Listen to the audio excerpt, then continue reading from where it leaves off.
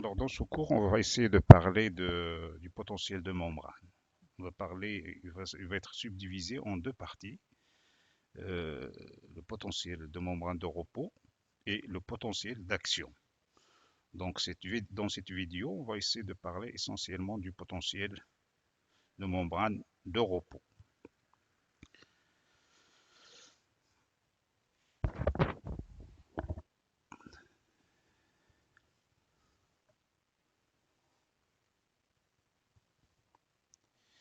Alors, c'est quoi le potentiel de membrane? Le potentiel de membrane est enregistré au niveau de toutes les cellules. Alors, comment il est enregistré? On va mettre en évidence la présence d'un potentiel de membrane de repos au niveau des cellules excitables. Les cellules excitables sont les cellules nerveuses, les cellules musculaires et les cellules sécrétrices. On va parler dans un premier temps de la microélectrode. Ensuite, on va parler d'un adaptateur d'impédance et d'un oscilloscope. Alors, ce sont les trois choses essentielles nécessaires d'avoir pour mesurer le potentiel de membrane.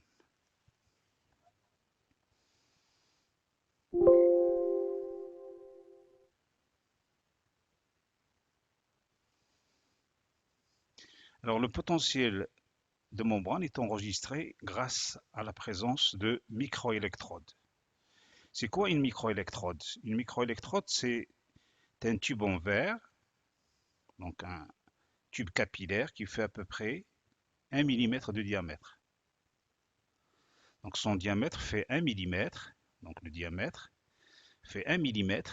Alors il est fixé à un support, donc on le fixe à un support, et on va suspendre un poids P. Ce poids est variable selon l'expérimentateur. Donc on va essayer et à une, grâce à une résistance chauffante, donc on va mettre ici une résistance chauffante, on va chauffer ce verre, c'est du verre, hein, c'est du verre qui est vide à l'intérieur, et on va le chauffer grâce à cette résistance chauffante qui va chauffer le verre. Et le verre, donc on va faire passer un courant. Lorsque vous faites passer un courant dans un fil électrique, au niveau du solénoïde ici, vous aurez, il va chauffer et il va fondre le verre. Le verre ici va fondre et à un certain moment donné, on aura notre électrode, donc sous l'effet du poids, sous l'effet de ce poids-là, on aura en haut un étirement comme ça, le verre il va être étiré et en bas, on aura une deuxième microélectrode. Alors ça, c'est une microélectrode avec à la pointe, ici, un micromètre. Un micromètre, mais on peut avoir le diamètre de la pointe. Ici, le diamètre de la pointe fait à peu près un micromètre. On peut avoir le diamètre qu'on veut. Ça dépend du poids P. Et ça dépend du chauffage aussi, du courant, de l'intensité du courant qu'on fait passer dans le fil. Alors ça, c'est une microélectrode vide. Et on va essayer de la remplir avec un liquide. Donc on va utiliser une seringue, simplement une seringue, et on va la remplir. Donc on va mettre ici du KCl 3M. On peut la remplir avec un liquide, donc très concentré. On va mettre du KCl ici. On va la remplir grâce à une seringue. Donc on la remplit avec du KCl 3M, très concentré. Alors pourquoi très concentré? Simplement pour éliminer les potentiels de jonction, c'est-à-dire les parasites. C'est-à-dire au niveau de la mesure, si on veut mesurer un potentiel, on est obligé de mettre une solution très concentrée. Donc c'est une relation avec l'équation de Anderson, des potentiels de jonction. On supprime les potentiels de jonction, c'est-à-dire des potentiels de jonction, le potentiel parasite. Donc on aura deux microélectrodes, une en haut et une en bas, et à la pointe 0,5 micron du diamètre. Alors pourquoi on utilise une pointe fine de 1 micromètre du diamètre? C'est parce que la plupart des cellules, le diamètre des cellules est variable. Donc par exemple, au niveau d'une cellule nerveuse, le diamètre elle fait à peu près 50 micromètres. Donc la pointe de la microélectrode qu'on va utiliser doit avoir un diamètre de 0,5 micromètres.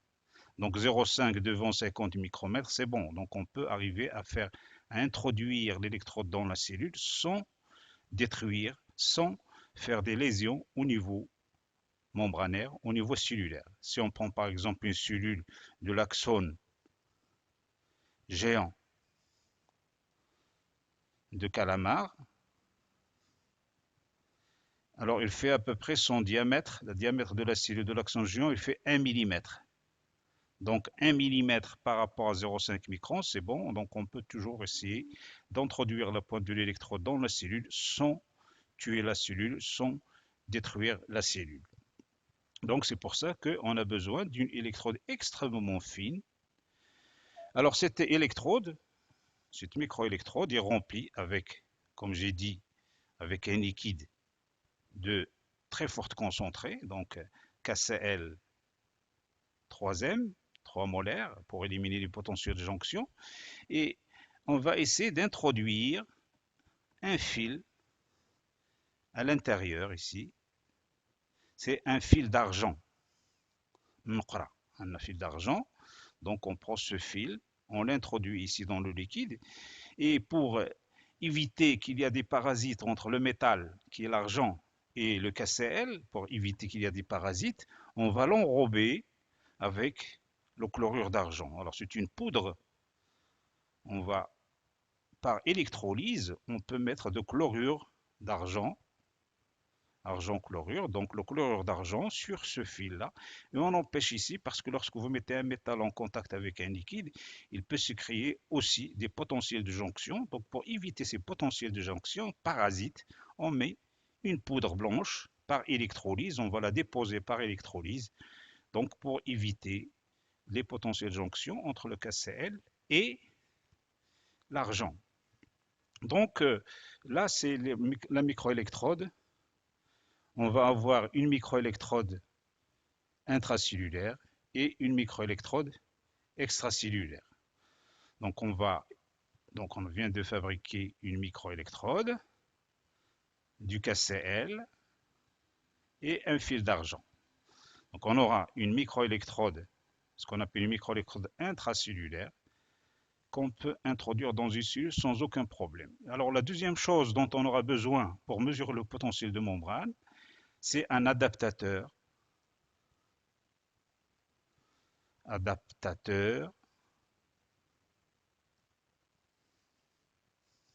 d'impédance.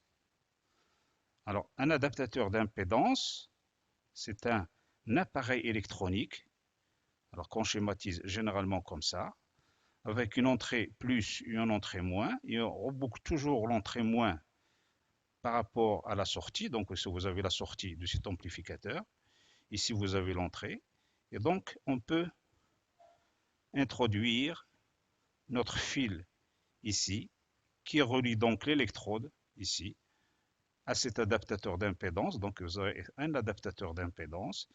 Quel est le rôle de l'adaptateur d'impédance? C'est de diminuer la résistance de l'électrode.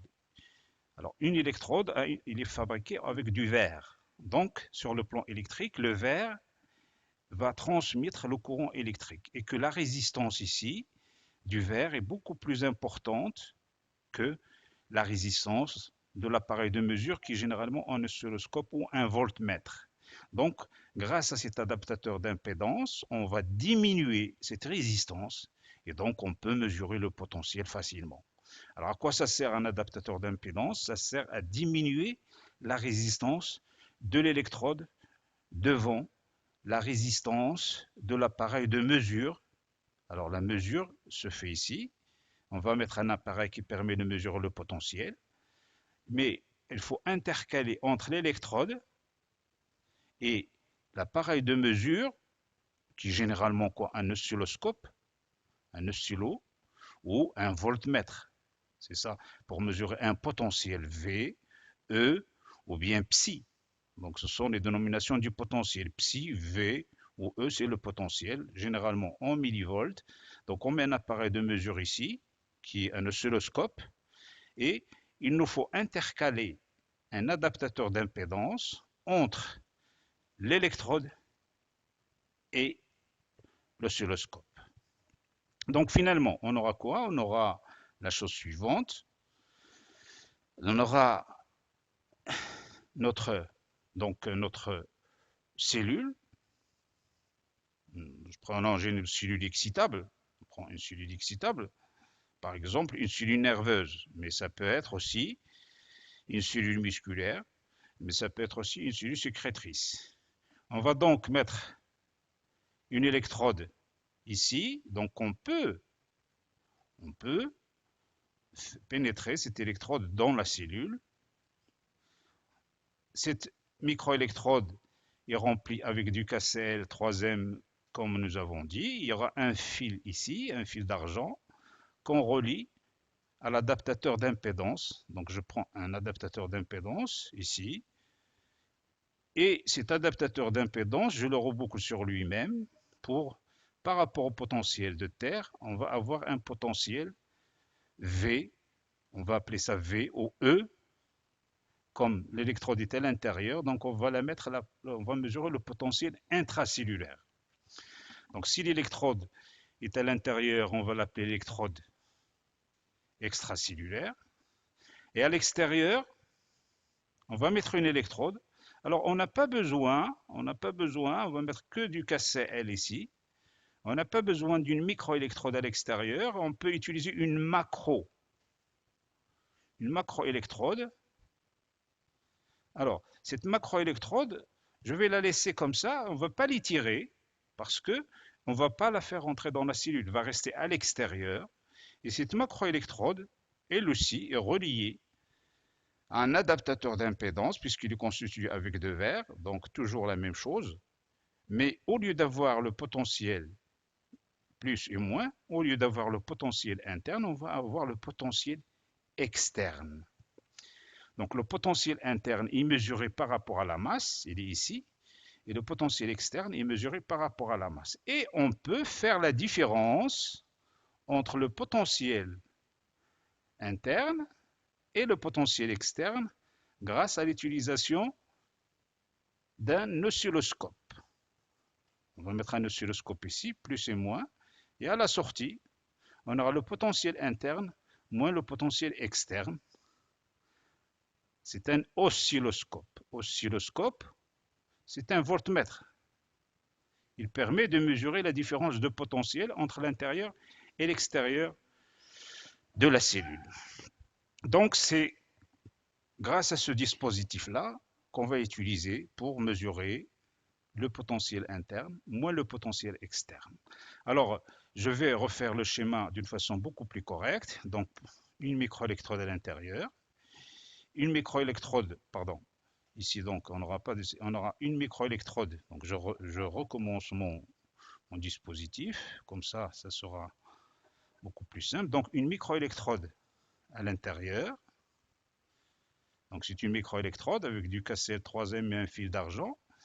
Je fais un adaptateur d'impédance. Par rapport, on aura le potentiel interne, V interne, que je peux relier à l'entrée plus d'un oscilloscope. Et grâce à un deuxième adaptateur d'impédance, donc le potentiel externe, il est relié à une macroélectrode, grosse macroélectrode, par rapport à la masse, donc je reboucle ici, et je vais avoir le potentiel externe, et à la sortie, je vais avoir le potentiel interne moins le potentiel externe. Je vais appeler ça le potentiel de membrane. Alors c'est comme ça qu'on mesure le potentiel de membrane d'une cellule, VM, ou bien EM, ou bien psi-m. Généralement, il est exprimé en millivolts. Voilà donc la technique utilisée pour mesurer le potentiel de membrane de la cellule. Alors, lorsque les deux électrodes se trouvent à l'extérieur de la cellule, donc lorsque la microélectrode se trouve ici, et lorsque la grosse microélectrode se trouve ici, Ici, généralement, un milieu physiologique. Milieu, ce qu'on appelle le bain, c'est une solution physiologique avec l'équivalent du milieu extracellulaire. Alors, c'est nous qui le fabriquons. On va régler, donc, il va y avoir le sodium à la concentration convenable, le potassium, le calcium, le magnésium. On va régler le pH. Généralement, c'est 6-8, le milieu extracellulaire. Et donc, on va avoir un milieu extracellulaire fabriqué par nous-mêmes. Mais le milieu intracellulaire, il n'est pas connu, mais on connaît les concentrations ioniques dans le milieu intracellulaire. Donc on aura un milieu intracellulaire et un milieu extracellulaire.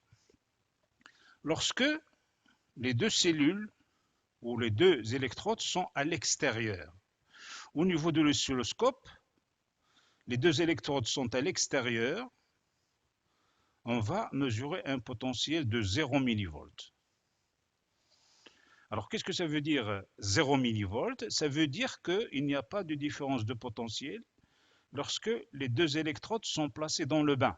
Lorsque les deux électrodes sont dans le milieu extracellulaire, il n'y a pas de différence de potentiel. Donc, à l'intérieur d'un liquide, la différence de potentiel est égale à 0 millivolts. Ici, c'est la cellule et les deux électrodes, la microélectrode et la macroélectrode, se trouvent à l'extérieur de la cellule. Dans le liquide, dans un même liquide, il n'y a pas de différence de potentiel. Ça veut dire qu'il n'y a pas de concentration de charge négative d'un côté ou de charge positive de l'autre. Donc, la répartition des ions dans le milieu extracellulaire se fait de façon uniforme. Alors ça, c'est la microélectrode. Elle est dans le milieu extracellulaire. Lorsque je vais introduire la microélectrode dans la cellule. Introduire la microélectrode dans la cellule. Alors, dès que il y a pénétration de la microélectrode, on va avoir une chute de potentiel, une diminution de potentiel qui peut atteindre jusqu'à moins 90 millivolts. Et ce potentiel reste constant.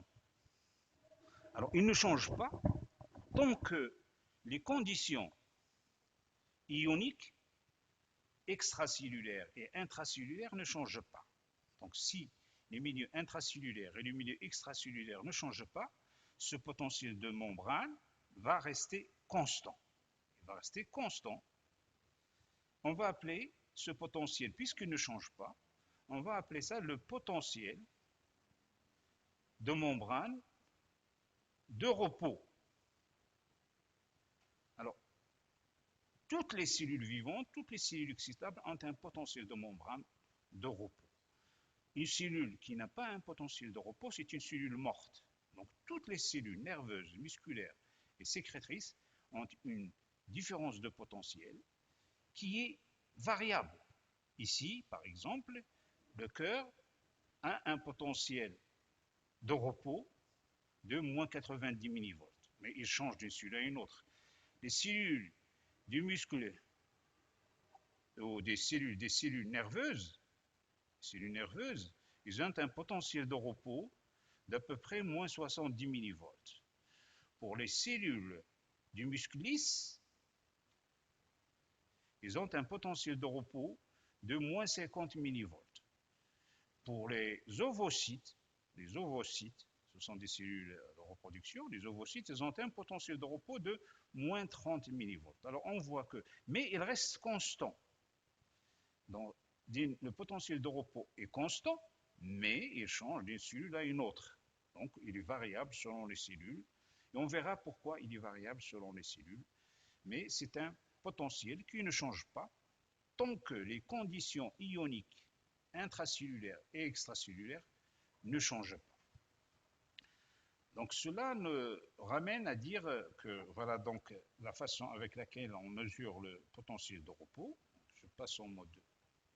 Voilà, donc je prends mon stylo. Le potentiel de membrane. Donc ici, c'est une simplification dans ces diapositives. On a mis en évidence ce que c'est que la microélectrode, un adaptateur d'impédance et un oscilloscope.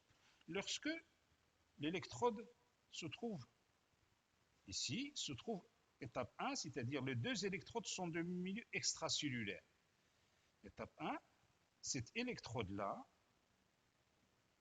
c'est la microélectrode. Lorsqu'il se trouve à l'extérieur, le potentiel sur l'oscilloscope est de 0 millivolts. L'étape 2, c'est lorsqu'on a introduit la microélectrode, on mesure ici, oscilloscope ou un voltmètre, c'est la même chose, on mesure par rapport à l'extérieur, c'est-à-dire par rapport au milieu extracellulaire, on mesure une différence de potentiel entre cette électrode-là et cette électrode-là. On va mesurer une DDP, c'est le potentiel de repos. C'est une différence de potentiel qui reste constant tant que les conditions ioniques ne changent pas. Alors, s'il y a un potentiel entre deux points, c'est-à-dire entre l'extérieur et l'intérieur, c'est qu'il y a une différence de charge. Il y a une différence de charge électrique. Et la valeur de moins 90 millivolts nous indique que cette différence de charge est négative au niveau de la microélectrode par rapport à l'électrode extracellulaire. Donc on aura, au niveau de la cellule, on aura un excès de charge négative par rapport à l'extérieur qui est positif. Alors, c'est quoi ces différences de charge? Les charges, il n'y a pas de charge électrique, il n'y a pas des électrons entre le milieu intracellulaire et extracellulaire, mais il y a les ions. Les ions, ils sont porteurs de charge. Donc, il va y avoir une différence de concentration ou une différence de charge. On parle de charge, essentiellement de charge électrique. Il va y avoir une différence de charge électrique entre l'intérieur et l'extérieur. Ça veut dire une différence de concentration ionique. Et vous voyez ici que vous avez beaucoup plus d'ions chargés négativement à l'intérieur. Et ici, vous avez beaucoup plus de cations à l'extérieur de la cellule. Donc, moins signifie qu'on a beaucoup de charge à l'intérieur. Et je vous ai indiqué que lorsqu'on a déterminé les concentrations ioniques du milieu intracellulaire, qu'on a beaucoup de charges négatives.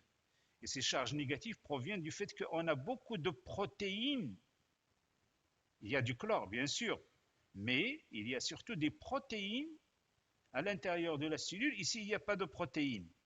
Il y a un petit peu de chlore, il y a beaucoup de chlore, pardon, ici, mais la concentration des protéines ici est beaucoup plus importante qu'ici. La concentration de protéines dans le milieu extracellulaire est égale à 0.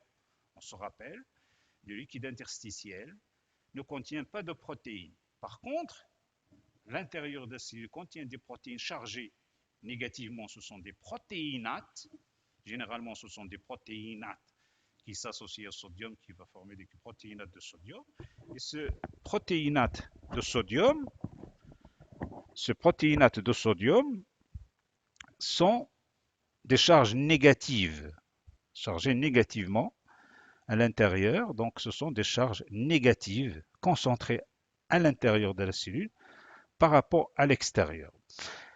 Alors, donc, on a expliqué pourquoi il y a le moins, mais on n'a pas expliqué pourquoi il y a 90 ou une autre valeur de potentiel. Alors, ça, voilà la répartition des ions de part et d'autre de la membrane. Vous avez du sodium à la concentration de 12 millimolaires et vous avez l'extérieur 145 millimol et on observe que le gradient électrochimique est dans le sens entrant. Donc, j'ai déjà expliqué ce que c'est que le gradient électrochimique. Pour le potassium, le gradient il est vers l'extérieur. Pour le chlore, le gradient est dirigé vers l'intérieur. Et l'eau peut se diriger dans les deux sens. Et vous voyez ici que cela signifie que simplement le gradient, qu'est-ce que ça veut dire le gradient? C'est une force. Mais ça ne veut pas dire que les ions se déplacent au niveau de la membrane. Ça signifie simplement qu'il existe une force qui est dirigée de l'extérieur vers l'intérieur, qui va pousser le sodium à entrer. Mais il n'entre pas, le sodium. Simplement, il y a une force dirigée de l'extérieur vers l'intérieur. Pour que le sodium monte, il faut que les portes soient ouvertes. Or, pour ouvrir les portes, c'est autre chose, c'est un autre problème. La force pour le potassium, c'est une force dirigée vers l'extérieur. Et pour le chlore, et vous voyez qu'il y a des molécules organiques, essentiellement des protéines, qui n'existent pas ici. Donc, les molécules organiques sont des PR-, qui donnent la négativité à l'intérieur, donc à la cellule. Alors, on va essayer de voir quelle est l'origine. Cette valeur de 90 millivolts, il vient d'où? Alors, on va essayer de modifier les concentrations des ions à l'extérieur de la cellule. On ne peut pas le changer à l'intérieur parce que c'est très difficile. Mais dans un premier temps, on va essayer de changer les concentrations des ions. On va, dans un premier temps, changer les concentrations. On va commencer par le sodium, par exemple. Le sodium extracellulaire, on peut le changer. Et on va mesurer le potentiel de repos. Donc, pour une concentration de sodium, on va changer les concentrations. Voilà. Et on va mesurer le potentiel de repos pour chaque valeur de concentration de sodium. Pour chaque valeur de concentration. Donc, on a un potentiel de moins 90 millivolts. Et on va voir que la courbe est généralement, elle est comme ça, elle est un tout petit peu, il n'est pas tout à fait horizontal, mais il change faiblement. Lorsque je change la concentration de sodium à l'extérieur de la cellule, le potentiel de repos ne change pas ou il change faiblement. Il va dans le sens positif, mais faiblement par rapport à la valeur de repos. Voilà. Donc il y a une petite variation lorsque je change le sodium à l'extérieur. Alors, conclusion, c'est que le sodium n'est pas responsable du potentiel de repos, puisque lorsque je change la concentration extracellulaire, le potentiel de repos ne change pas.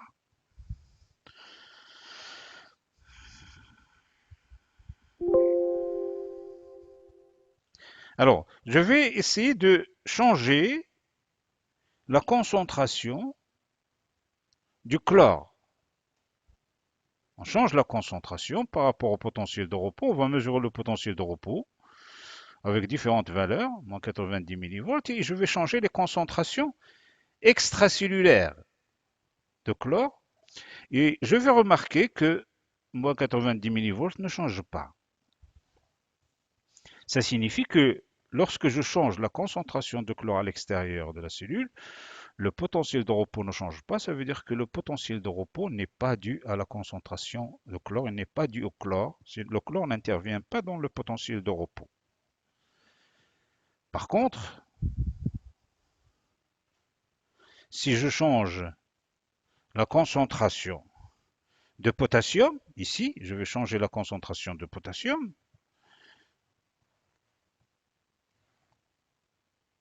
je vais remarquer que, alors, on va changer la concentration de potassium à l'extérieur de la cellule. Potassium extracellulaire, je vais utiliser 2,5 millimolaires, ou bien 5 millimolaires, ou 10 millimolaires, ou 20 millimolaires, jusqu'à 100 millimolaires. Je remarque que le potentiel de repos qui était à moins 75 au départ, lorsque la concentration est égale à 2,5, le potentiel est constant. Il est égal à moins 75. Lorsque j'augmente la concentration de potassium ici, à 5 millimolaires, ben vous voyez qu'il y a un déplacement de potentiel dans la valeur positive. Ça crée une dépolarisation. Puisque le potentiel va vers des valeurs positives. Lorsque le potentiel va vers des valeurs positives, c'est une dépolarisation. Si le potentiel va vers des valeurs négatives, c'est une hyperpolarisation. Vous voyez que le potentiel se dépolarise. Lorsque j'augmente la concentration à 10 millimolaires, le potentiel va encore diminuer. Il va vers des valeurs positives, ou bien il devient de moins en moins négatif. Donc va vers des valeurs positives, ça veut dire aller dans les valeurs moins négatives. C'est la même chose. Ça se dépolarise, donc la cellule se dépolarise. Et pour des concentrations égales à 100 millimolaires de potassium à l'extérieur, le potentiel de repos est vraiment presque égal à zéro. Donc c'est une dépolarisation très importante. Alors on voit ici que le potassium, lorsque je change la concentration externe de potassium, le potentiel de membrane change. Il change, ça signifie que probablement, peut-être, le potassium a un rôle important dans le potentiel de repos, ou on peut dire que c'est le potassium qui est responsable du potentiel de repos. Donc c'est une première approximation, c'est une première conclusion. Lorsque je change la concentration du chlore ou de sodium, le potentiel de repos ne change pas. Par contre, lorsque je change la concentration externe de potassium, le potentiel de repos change. Alors, il doit y avoir une raison. Si on a une membrane, si on a une membrane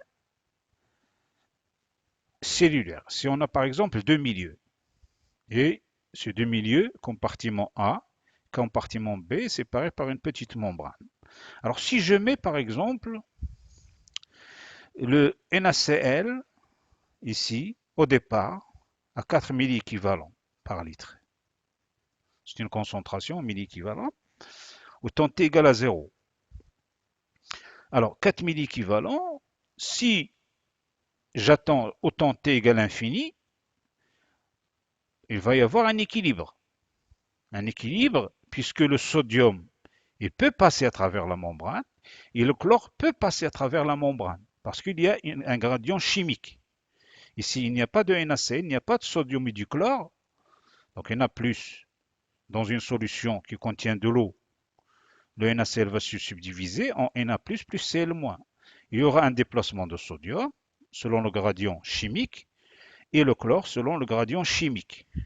Et au temps t égale infini, ici, temps t égale infini, la répartition des ions sera la même. On aura 4 milliequivalents ici, on aura 4 milliequivalents ici de sodium et du chlore. La répartition est la même, au temps t égale infini, on aura la même concentration. Tout se passe comme si il n'y a pas de membrane. Donc au départ, la concentration étant de 4 milliequivalents, je mets ma membrane et au temps t égale infini, il va y avoir donc la répartition des ions va se faire de façon uniforme et au temps t égale infini, l'équilibre, lorsque l'équilibre sera atteint, la concentration sera la même.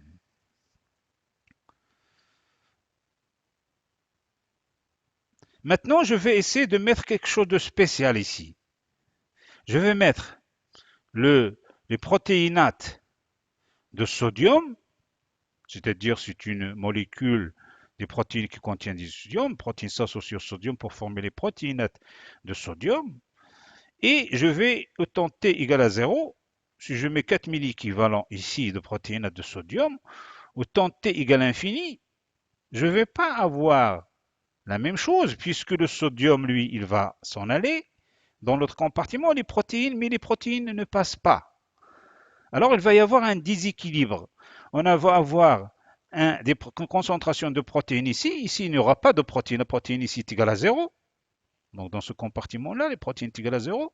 Mais au temps t égale à l'infini, donc on aura ici des protéines, on aura du sodium et on aura du sodium. Mais sachez que selon l'équilibre de Denon, donc qu'on n'a pas le temps de traiter ici, la concentration des ions sodium ici sera différente de la concentration des ions sodium ici. Donc on n'aura pas d'équilibre. Pourquoi? Parce qu'il y a des protéines qui ne laissent pas, qui ne passent pas à travers la membrane. Donc on n'a pas le temps de traiter l'équilibre de Denon, mais l'équilibre de Denon, on peut calculer les concentrations qu'on aura au temps t égale infini. Donc, si une membrane sépare deux compartiments, alors si une membrane sépare deux compartiments, on aura deux compartiments qui contiennent initialement une solution d'électrolyte à deux concentrations différentes. Alors, si on a deux compartiments ici, qui contient initialement une solution d'électrolyte à deux concentrations différentes, il est imperméable à une espèce ionique, par exemple les protéines, par exemple un anion, mais perméable au cation. Donc le sodium passe, mais les protéines ne passent pas. Alors à ce moment-là, il va y avoir, à l'état d'équilibre, lorsque l'équilibre sera atteint, on aura un travail osmotique, le travail osmotique qui va s'exercer sur les ions, qui est égal à RT, logarithme népérien de C1 sur C2. Alors, va y avoir une force F qui va s'exercer du compartiment 1 vers le compartiment 2. Et cette force, cette pression, cette force va créer un travail. Lorsqu'il y a un travail, ça veut dire qu'il y a une force du fait qu'il y a une différence de concentration il y a une différence de concentration, donc il va il va y avoir une force C1 sur C2, le rapport de C1 sur C2, logarithme népérien, RT, R c'est la constante du gaz parfait, et T c'est la température. Donc on va avoir une force qui s'exerce, une force chimique, puisqu'il s'agit là des concentrations. On va avoir force chimique. Mais les protéines, ici, sont chargées négativement. Le sodium va se faire. Il va y avoir aussi une force électrique. Donc, parallèlement à la force chimique, on va avoir une force électrique. Et la force électrique va créer donc un travail électrique. C'est le deuxième. Donc, c'est le deuxième. Il est fonction de la charge de l'ion multiplié par le Faraday, multiplié par le potentiel. Bon, potentiel en millivolts en généralement. F, c'est le Faraday. Faraday, c'est 96 500 coulombs. Alors, 500 coulombs. Et Z, c'est la charge de l'ion. La charge, donc, ça peut être positif. Si c'est par exemple le potassium, c'est plus 1. Si c'est le chlore, c'est moins 1. Donc, il va y avoir un travail électrique. Alors, le problème ici, les déplacements du sodium va se faire selon deux forces. Il va se faire selon la force chimique, donc il va y avoir une force chimique, mais il y a aussi une force électrique du fait que le sodium est chargé positivement, donc tout dépend des charges électriques qui sont entre le compartiment 1, présent dans le compartiment 1 par rapport au compartiment 2. Alors, on va simplifier, donc il va y avoir, lorsque vous mettez des ions dans une solution, et que ces ions, il y a une espèce ionique se déplace, mais l'autre ne se déplace pas, il va y avoir, on va atteindre l'état d'équilibre. Qu'est-ce que ça veut dire l'équilibre? Au temps t égale infini, on va avoir l'équilibre, le système se stabilise. Il n'y aura plus de déplacement, ou bien s'il y a un déplacement dans ce sens, il est contrebalancé par un déplacement dans l'autre sens. Le système atteint l'équilibre. Lorsque vous avez deux forces dans un milieu, l'équilibre est atteint lorsque les deux forces sont égales. C'est-à-dire il faut que le gradient, que la force électrique, compense la force chimique. Lorsque les deux vecteurs, dont électrique et chimique, sont égaux, à ce moment-là, on atteint l'état d'équilibre. Alors, cet état d'équilibre est atteint lorsque on aura ceci. À l'équilibre, on peut écrire la chose suivante, que le travail osmotique, c'est-à-dire chimique, de concentration, C1 sur C2, et le travail électrique sont égaux. L'un est contrebalancé par l'autre. Et on aura l'équation suivante. C'est l'équation de Nernst. Alors l'équation de Nernst donne qu'un potentiel peut être calculé à partir de l'équation RT sur ZF, logarithme népérien de C1 sur C2. Donc ça, c'est l'équation de Nernst. Alors, qu'est-ce que ça veut dire l'équation de Nernst? Alors, c'est une force électrique. C'est une force électrique, puisque c'est un potentiel électrique qu'on ne peut utiliser que lorsque on atteint l'équilibre entre deux compartiments. Si on est en équilibre, c'est-à-dire les ions qui se déplacent dans ce sens est égal à la force dans l'autre sens. La somme des forces est égale à 0, le système est en équilibre. On a le droit d'écrire l'équation de Nernst que lorsque les deux milieux sont en équilibre. Alors qu'est-ce que ça veut dire? Ça veut dire tout simplement que la force chimique est équilibrée par la force électrique. On peut déterminer la valeur de potentiel d'équilibre. Si je connais la R, c'est 8,3, donc 3, multiplié par T, là c'est la température, donc auquel vous rajoutez 273, sur Z, c'est la charge de l'ion, multiplié par 96 500 coulombs, mais je dois connaître la concentration dans le compartiment 1 et dans la concentration dans un autre compartiment. À ce moment-là, lorsque le potentiel est en équilibre, lorsque le potentiel au niveau d'une membrane est égal au potentiel d'équilibre, le mouvement d'ion est égal à 0. Ça veut dire toutes les ions qui se déplacent dans un compartiment est équilibré dans l'autre sens. On dit qu'on atteint le potentiel d'équilibre. Alors, on doit se rappeler ce que c'est que le potentiel d'équilibre. Le potentiel d'équilibre, c'est le potentiel au niveau d'une membrane pour lequel tout déplacement d'un ion dans un sens est contrebalancé par le déplacement dans l'autre sens. Alors je prends l'exemple du potassium, mais c'est valable aussi pour le chlore, c'est valable pour le potassium, c'est valable pour tout. Donc je prends l'exemple du potassium.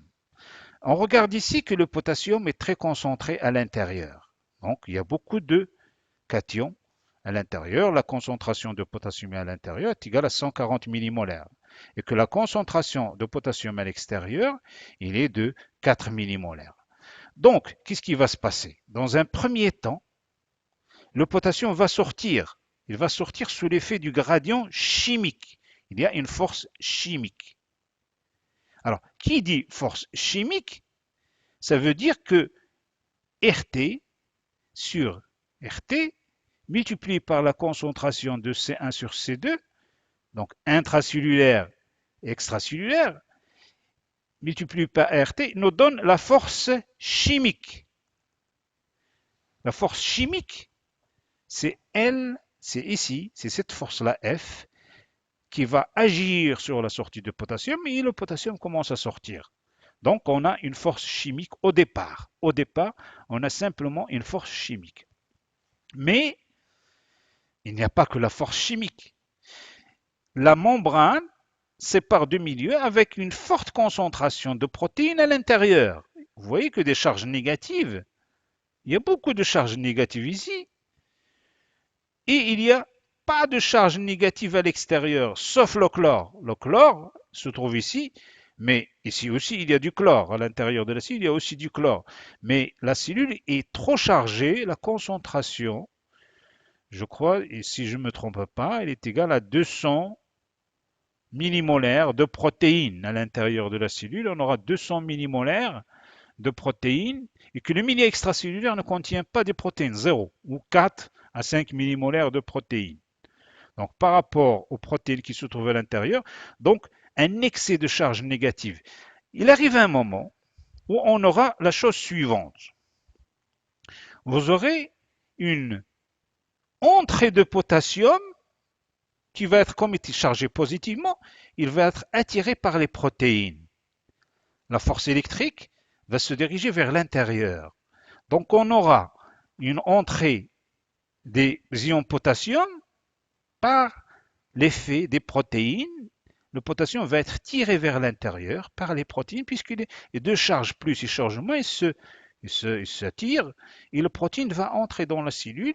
Il arrive un moment où la sortie du potassium sous l'effet de gradient de concentration est contrebalancée exactement, les deux forces sont égales, est contrebalancée par l'entrée de potassium sous l'effet des protéines, sous l'effet du gradient électrique. Ici, vous avez le gradient chimique et là, vous avez le gradient électrique. Et lorsque les deux vecteurs sont égaux, il n'y aura plus de sortie de potassium, ou bien tout ce qui entre sous l'effet du gradient de concentration, de la force de concentration, ou tout ce qui sort sous l'effet de la gradient de concentration, entre sous l'effet du gradient électrique. Et les deux vecteurs sont égaux. Et si j'ai une électrode ici et une électrode à l'extérieur, je vais mesurer le potentiel d'équilibre aux ions potassium que je peux calculer. Je connais le potentiel électrique qui est égal à ZF multiplié par V, par exemple. Bon, c'est le travail électrique. Ce travail électrique fonction de potentiel, du Faraday et de Z. Je vais mettre que les deux forces sont égales. Ça veut dire que ces deux forces sont égales. Et lorsque ces deux forces sont égales, je peux calculer le potentiel d'équilibre je peux déterminer cette valeur V. Cette V, lorsque ce potentiel d'équilibre se trouve entre l'intérieur et l'extérieur de la cellule, il n'y a plus de mouvement de potassium.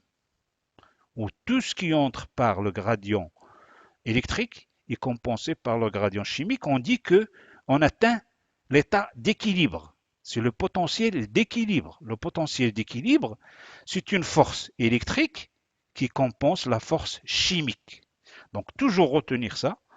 Quand vous allez revenir sur votre, quand vous allez revenir donc pour relire votre cours, il faut toujours tenir compte que le potentiel d'équilibre d'un ion, c'est la force électrique qui compense la force chimique. Donc le potassium est attiré.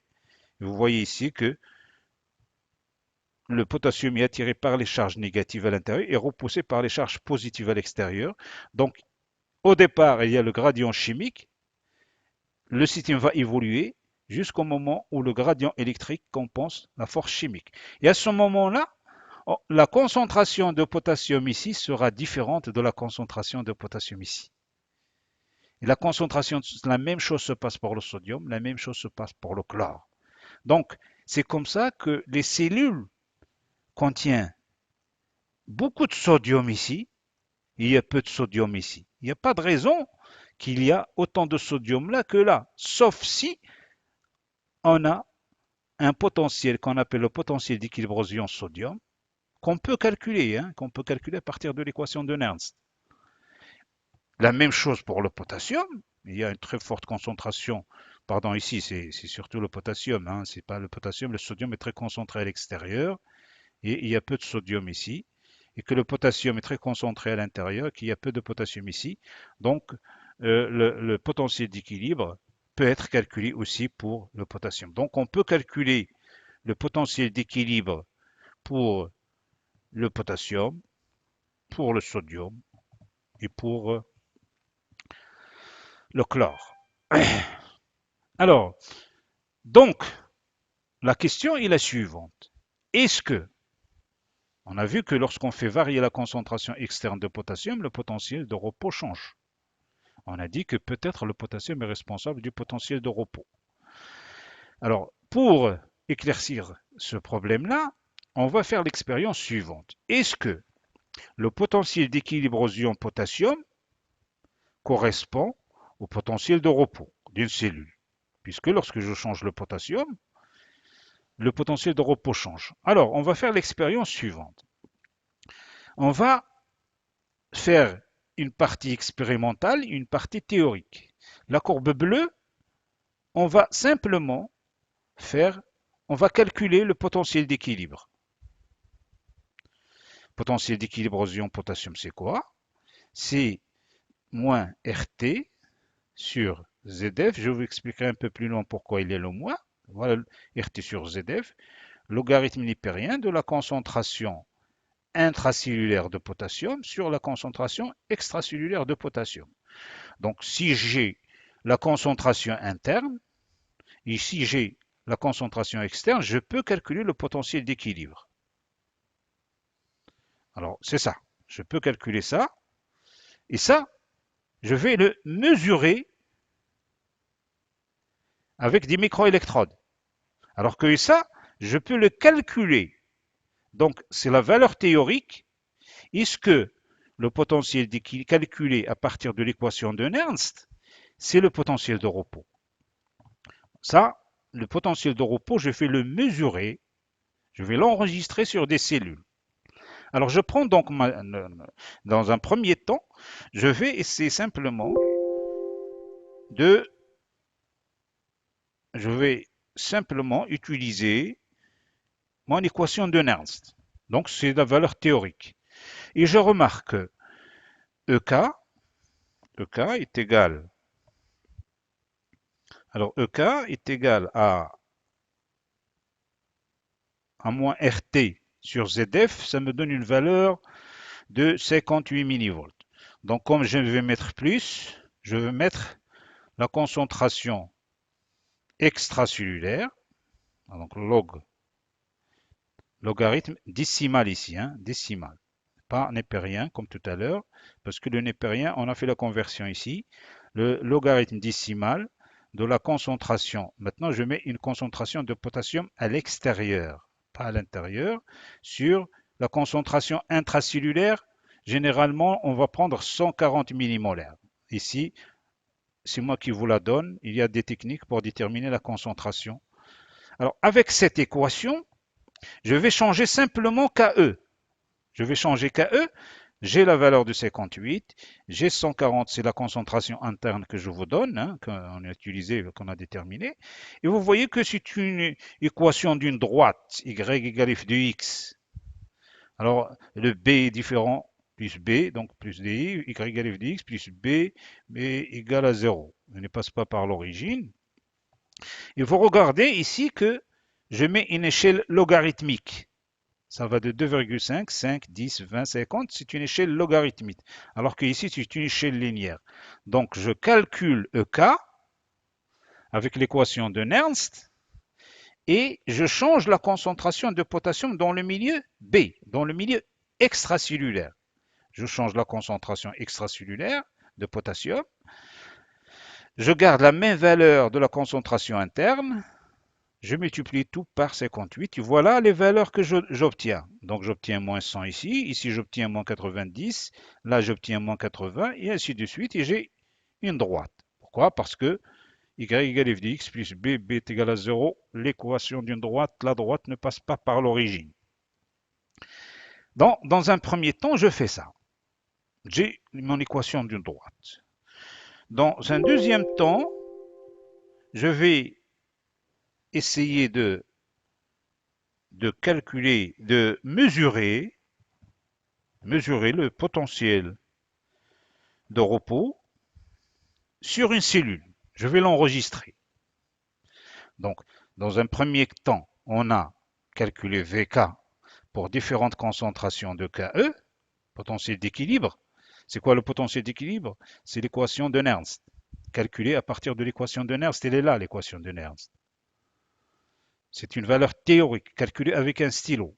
Maintenant, je vais enregistrer sur des cellules la variation de E en millivolts du potentiel de la cellule par rapport à l'extérieur avec différentes concentrations de KE. Je vais changer KE de la même façon que, ici c'est une valeur théorique, c'est la courbe bleue, ici c'est expérimental, c'est la courbe rouge. Et je vois que la courbe rouge ici est différente de la courbe théorique pour différentes concentrations inférieures à 10 millimolaires.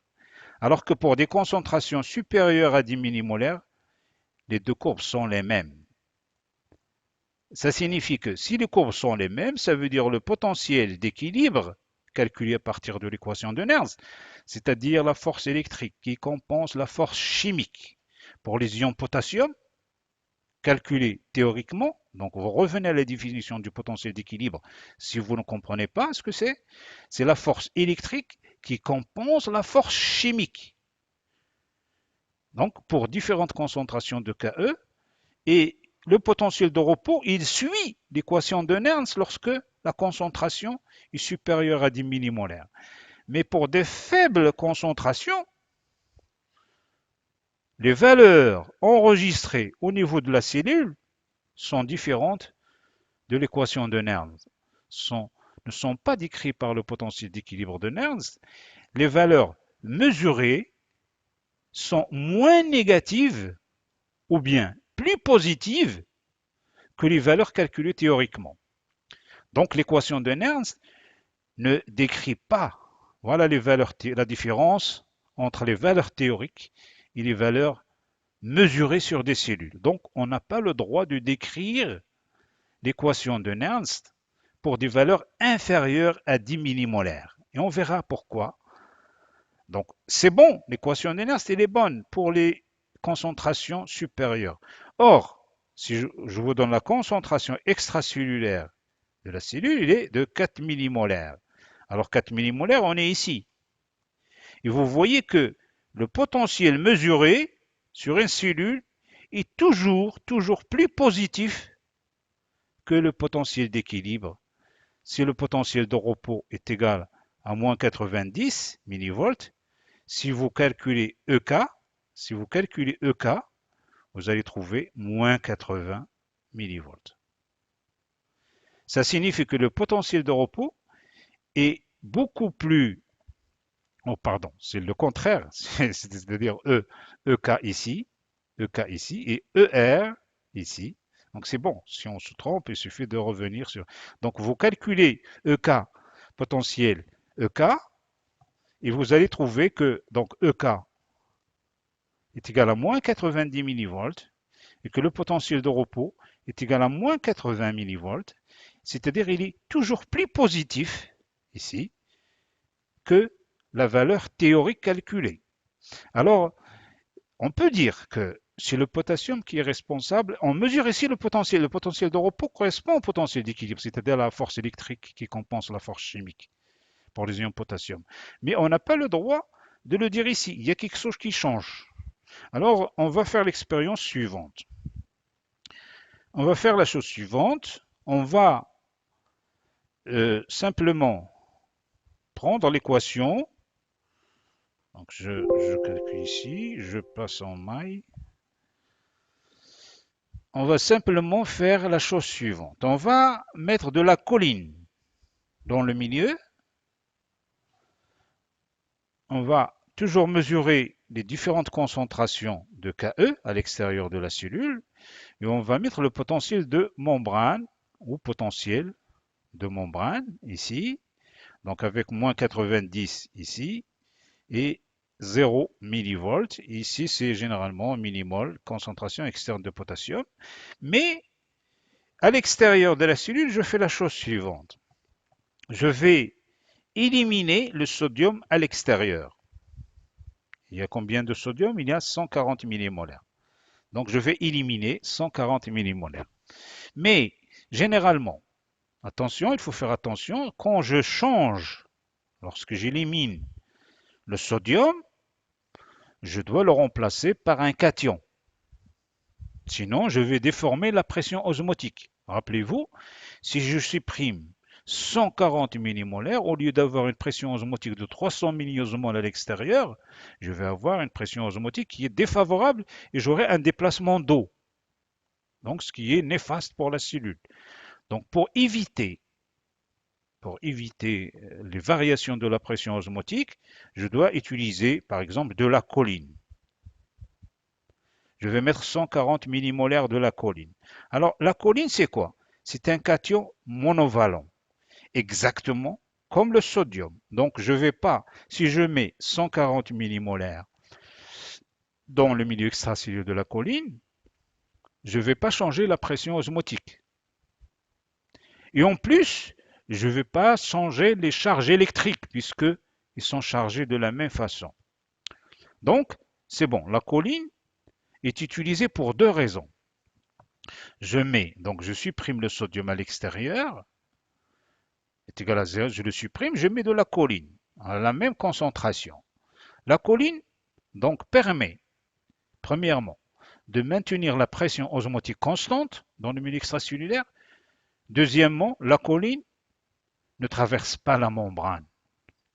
C'est un ion imperméant. Il ne traverse pas la membrane pour aller dans le milieu intracellulaire. Donc, je vais changer la perméabilité de sodium puisque je vais supprimer sodium et je vais mettre de la choline. C'est un gros cation qui ne traverse pas la membrane.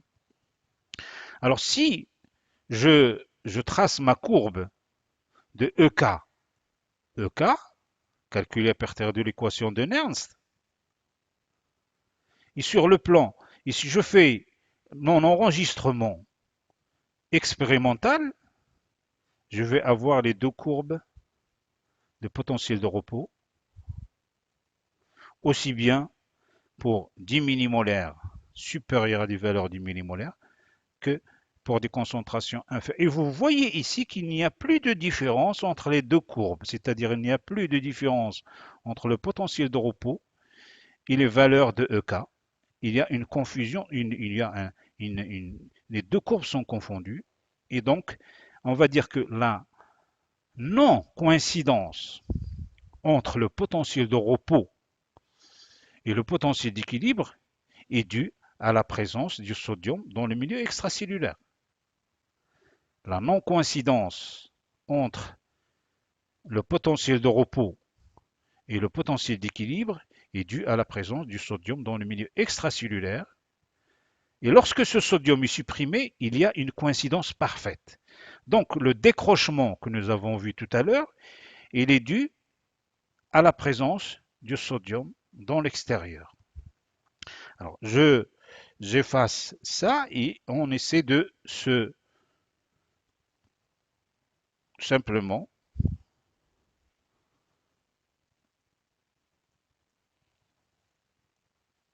dire pourquoi il y a, voilà les deux courbes, voilà la courbe expérimentale, voilà la courbe théorique. Alors ce décrochement, je mesure des potentiels moins négatifs. Voilà, si je mesure le potentiel d'équilibre aux ions potassium, alors voilà, EK, le potentiel entre l'intérieur et l'extérieur de la cellule est égal à moins 90 millivolts. Ça, c'est le potentiel d'équilibre calculé à partir de l'équation de Nernst. Mais moi, ce que je mesure, c'est un potentiel de repos de, si je mesure le potentiel entre l'intérieur et l'extérieur, je mesure un potentiel de repos de moins 80 millivolts. Alors je vois que la différence entre EK ici et ER, il est dû simplement à la présence du sodium dans le milieu extracellulaire et cette différence disparaît lorsque le sodium est remplacé par de la choline. Donc, la présence du sodium fait que, au lieu d'enregistrer une valeur négative, le sodium entre dans la cellule, ce sont des charges plus, ce qui rend le potentiel moins négatif. Voilà.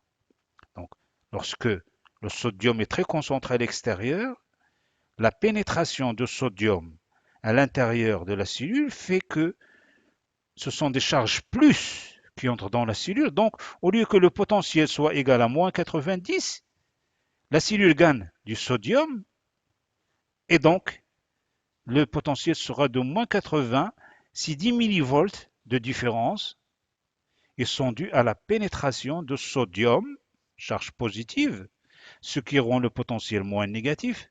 Donc la pénétration de sodium fait que la différence ici de 10 millivolts est due à la pénétration de sodium dans la cellule. Donc, on peut donc résumer au potentiel de repos de la cellule.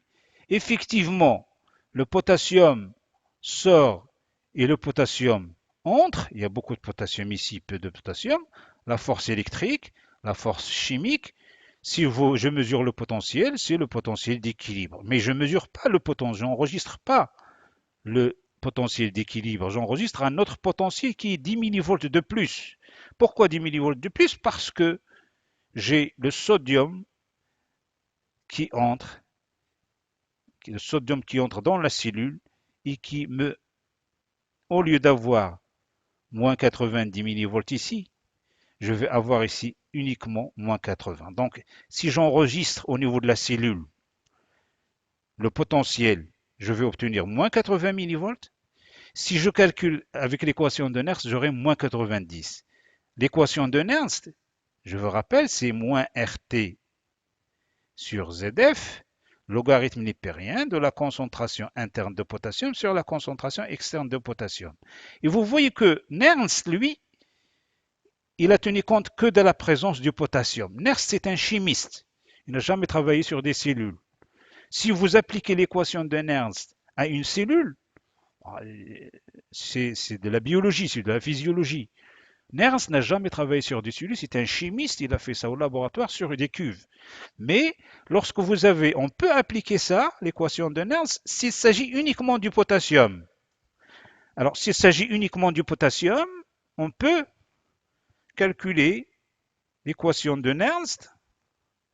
On peut calculer l'équation de Nernst simplement en utilisant la concentration interne et la concentration externe de potassium.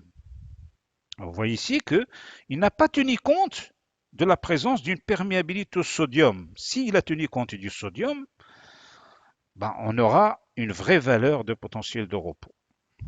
Donc, au potentiel de repos, on a une très forte perméabilité aux ions potassium, les ions potassium entre et sort par gradient électrique et gradient chimique, donc c'est l'état d'équilibre. Mais il y a une petite pénétration des ions sodium dans la cellule qui fasse le résultat. Au lieu de voir le potentiel d'équilibre est égal au potentiel de repos, on a une différence d'environ 10 millivolts et que cette différence disparaît si je supprime le sodium. À ce moment-là, je vais avoir ici moins 90. Si je supprime le sodium et je le remplace avec de la choline. Voilà, donc je crois que je suis clair là-dessus. Alors, lorsque donc on utilise de la choline, vous voyez qu'il y a une parfaite coïncidence entre le potentiel de repos et le potentiel d'équilibre. Alors, sachez que il y a une perméabilité au repos, vous avez une perméabilité aux ions sodium, mais la plus forte perméabilité, c'est le potassium. Donc, au repos, on a une perméabilité. Alors, je vous rappelle que c'est une vitesse. La perméabilité, c'est une vitesse.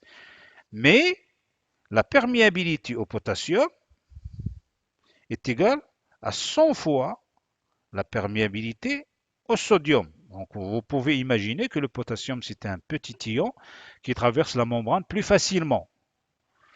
Au repos, la perméabilité au potassium est égale à 100 fois la perméabilité au sodium. Donc, le rapport étant égal à 0,01. S'il y a 100 fois, ça veut dire que PNA sur PK est égal à 0,01. Il y a une forte perméabilité aux ions potassium. Les ions potassium peuvent passer facilement à travers la membrane au potentiel de repos, mais il y a un tout petit peu, donc une petite perméabilité aux ions sodium, et que lorsque vous utilisez la choline, donc vous supprimez la perméabilité aux ions sodium. Voilà. Alors, après Nernst, Goldman a dit, attendez, on va essayer de voir ce qui se passe exactement au niveau de la membrane. Il est beaucoup plus près de la réalité, l'équation de Goldman, que c'est l'équation de Nernst. Vous voyez ici qu'il a pris tous les ions. Il a pris le sodium, il a pris le potassium, et il a pris le chlore. Il a dit que lorsque vous avez des perméabilités au sodium, des perméabilités ici, perméabilité au chlore, on va utiliser tous les ions et on va dire que le potentiel de repos d'une cellule, exactement comme l'équation de Nernst, on va intégrer aussi bien le sodium dans l'équation que le potassium que le chlore. Et donc, l'équation de Goldman, c'est la vraie réalité, c'est l'équation qui vous donne la vraie valeur du potentiel de repos. Mais à partir de l'équation de Goldman, vous allez voir qu'on peut tomber sur l'équation de Nernst. On va comprendre ça d'une façon beaucoup plus importante. Par exemple, si je prends une cellule nerveuse, il n'y a pas de perméabilité chlore.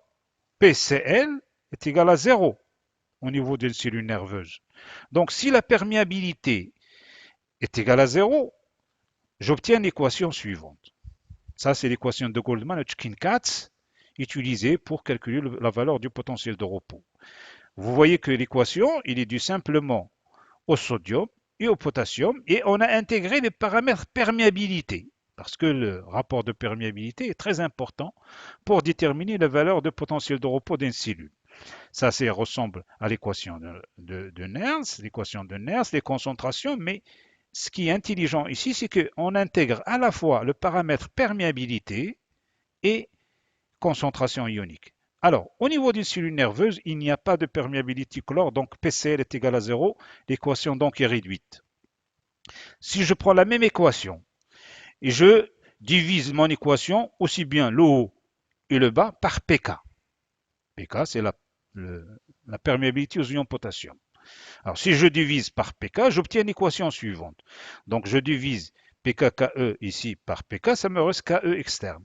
Je divise PNA sur PK, donc je la mets, je divise par PK et j'obtiens une équation simplement lorsque je divise le numérateur et le dénominateur par PK. Et voilà ce que j'obtiens. Voilà ce que j'obtiens. L'équation de Goldman pour le potentiel de repos. Et ce qui est intéressant dans cette équation, c'est que je sais que PNA sur PK, la perméabilité au sodium, est égale à 0,01. 0,01, ici, Si la concentration externe de sodium est égale à combien? Est égale à 145. D'accord? 145. Ici. Alors, si la concentration externe, ici, mais je vais revenir, je vais voir ici aussi, vous voyez que le rapport, c'est 0,01, c'est 0,01, la concentration étant de 12. Si je multiplie quelque chose de petit par quelque chose de petit, je peux simplifier ça. Parce que PNA sur PK 0,01 multiplié par 12, ça me donne 0,012. C'est petit, je peux les négliger. La concentration, c'est 145 millimolaires. Or, 145, la concentration interne, à quoi? Ça, c'est négligeable. 0,02 devant 145. C'est négligeable. Donc, je peux éliminer ça. Quelque chose de petit, multiplié par quelque chose de petit, me donne encore quelque chose de plus petit. C'est 0,012 par rapport à 145, c'est vraiment rien. Donc, l'équation, donc j'ai pas besoin de ça. Dans un deuxième temps, je regarde que si PNA sur PK, ici, donc je vais utiliser une autre couleur, comme ça vous allez encore mieux voir les choses.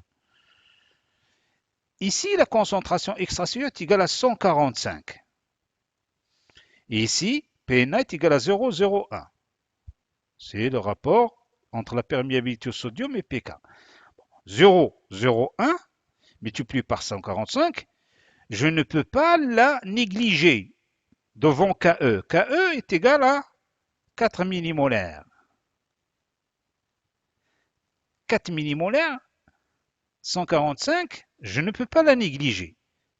Mais si j'utilise, je regarde ma courbe, rappelez-vous, ici KE, concentration extérieure, 10 millimolaires. Et j'ai dit que ces deux courbes sont confondues pour supérieure à la concentration. Si la concentration de KE est supérieure à 10 millimolaires, ici, si KE est supérieur à 10 millimolaires, je peux négliger, donc si KE, ici, donc ici je vais avoir, pardon, donc je me suis mouillé, voilà. Si la concentration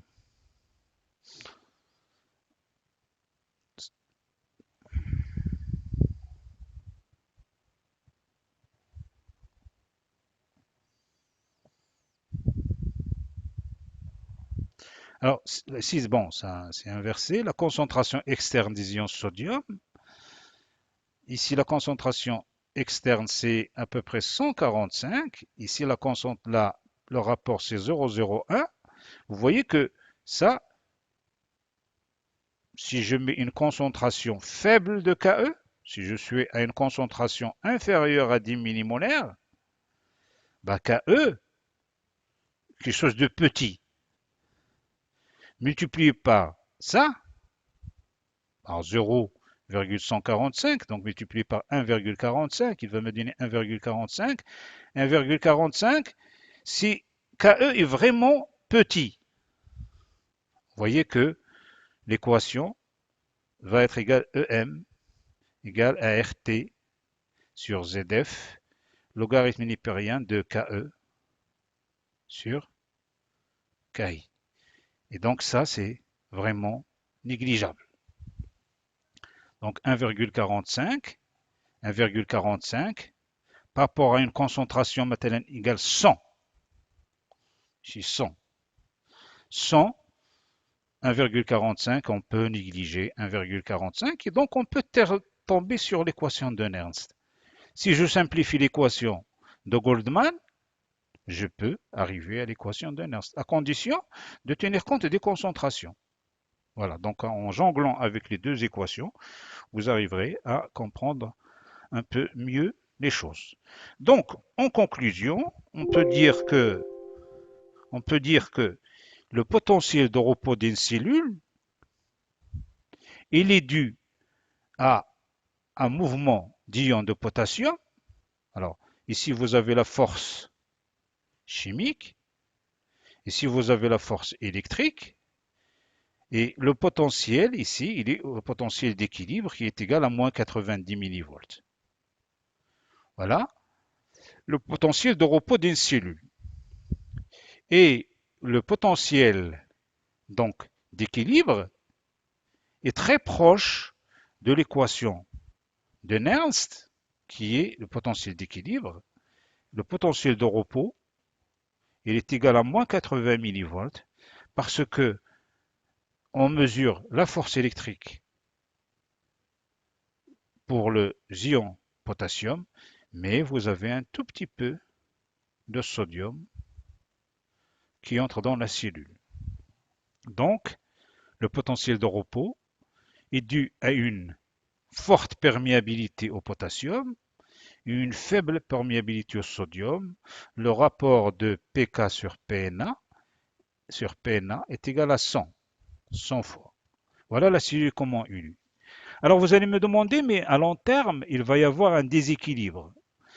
Il va y avoir un déséquilibre si il n'y a pas d'intervention de processus, disons de processus dû à un phénomène actif.